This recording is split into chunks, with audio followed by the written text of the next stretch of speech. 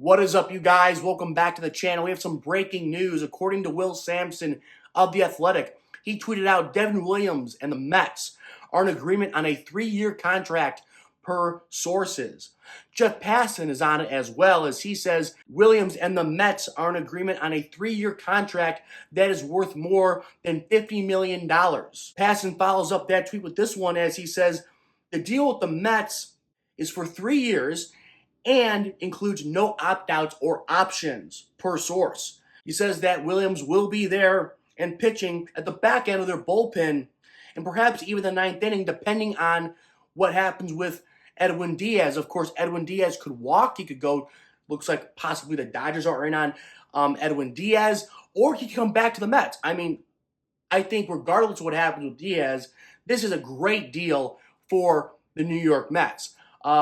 In many ways, I could say it's a steal because, again, look, the numbers, we'll get into it. They're not pretty, but he's in the peak of his prime. He's 30 years old. He's had back issues. He's just a reliever, for God's sakes. He's not a starter. Again, high-pressure situations always on the reliever, but, again, you would think they could be a little more versatile and flexible when it comes, to maintaining their health. It's a solid backup plan if Diaz does not come back.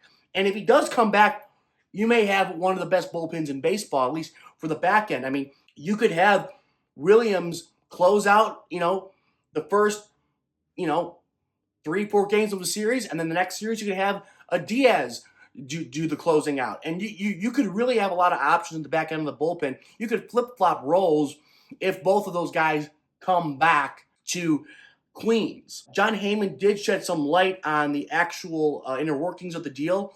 It says it's for $45 million. So $45 million guaranteed for 3 years. Now, $5 million of that is deferred for 11 to 20 years possibly. So a lot of deferred money is being in play, taking a page out of the Dodgers playbook right there. Also, he points out that there's a $6 million bonus that will be divided over 3 years. I think it's a very safe move for the Mets. The numbers, not pretty. His ERA, basically 4.80. He only struck out 90 people. Strikeouts per 9 was 13.1, the lowest in his major league career thus far. I think, yes, the numbers are down. Again, that could be contributed to a lot of back issues. He was injured in 2024.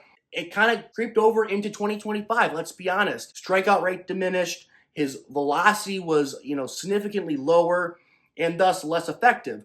But again, I think a couple years removed from that back injury, perhaps he's back to full 100% health and he could go back to the 2023 to 2022 Devin Williams that we all know and love, which again, that guy, if you're looking at the numbers, post a sub-2 ERA.